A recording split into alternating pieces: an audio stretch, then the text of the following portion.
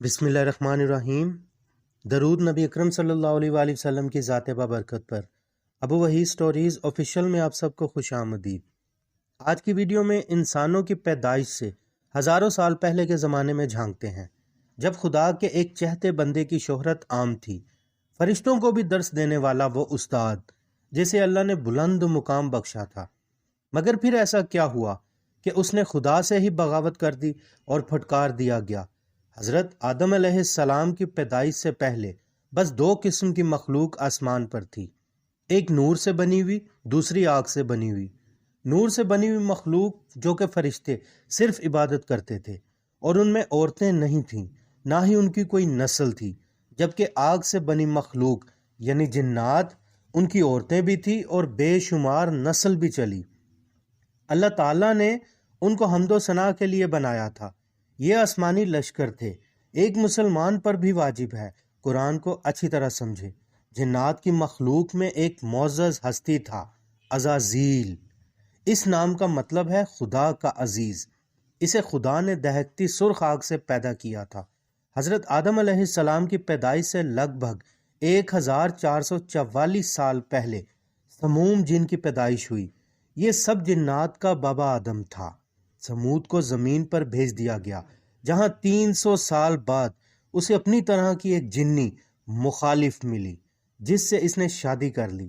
وقت گزرنے کے ساتھ ساتھ ان کی بہت اولادیں ہوئیں۔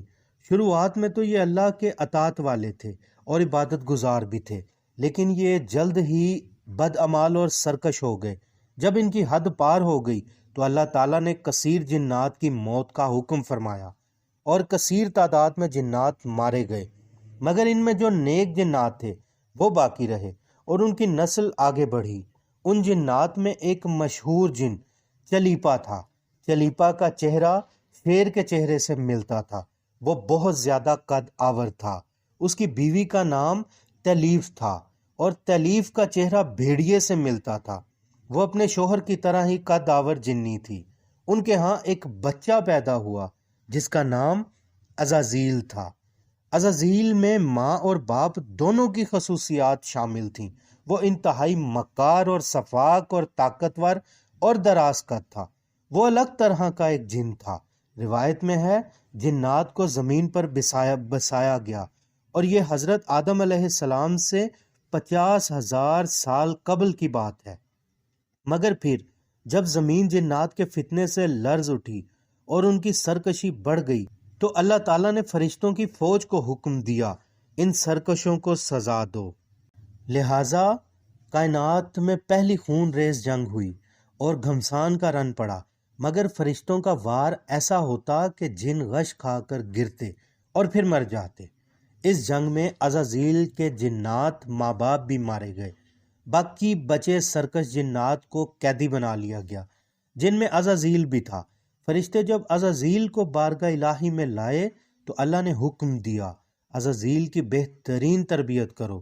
چنانچہ عزازیل کی تربیت فرشتوں نے کرنی شروع کی۔ عبادت، ریاضت کے طریقے سکھائے گئے۔ اس طرح بہت جلد عزازیل اللہ کا مقرب ترین بندہ بن گیا۔ پھر ایک وقت ایسا بھی آیا، عزازیل سب سے زیادہ عبادت کرنے والا مقرب بندہ بن گیا۔ دانشوری اور حکمت میں بھی وہ کمال حاصل کر گیا۔ عزازیل اپنی عبادتوں کی وجہ سے اتنا بلند ہوا کہ اسے فرشتوں کا معلم یعنی استاد مقرر کر دیا گیا۔ آسمان والے اسے عابد کہہ کر بلانے لگے۔ حضرت لعب بن احبال کا بیان ہے کہ عزازیل 40,000 سال تک جنت کا خزانچی رہا اور 80,000 سال تک فرشتوں کا ساتھی رہا اور 20,000 سال تک فرشتوں کو وعظ سناتا رہا۔ جس ممبر پر بیٹھ کر عزازیل فرشتوں کو درس دیا کرتا تھا، اس ممبر کے نیچے حضرت جبرائیل علیہ السلام، میکائیل علیہ السلام، اسرافیل علیہ السلام اور اسرائیل علیہ السلام بیٹھ کر درس سنا کرتے تھے۔ مگر اللہ کے علم میں تھا کہ یہ لعنتی ہے اور ذلیل و خوار ہوگا اور اس کا خاتمہ کفر پر ہوگا۔ ایک روز عزازیل نے لوح محفوظ کو دیکھا تو اس پر ایک عبارت تحریر کی گئی جس پہ لکھا تھا، اعوذ باللہ من الشیطان الرجیم، یعنی پناہ مانگتا ہوں میں اللہ کی شیطان مردود سے۔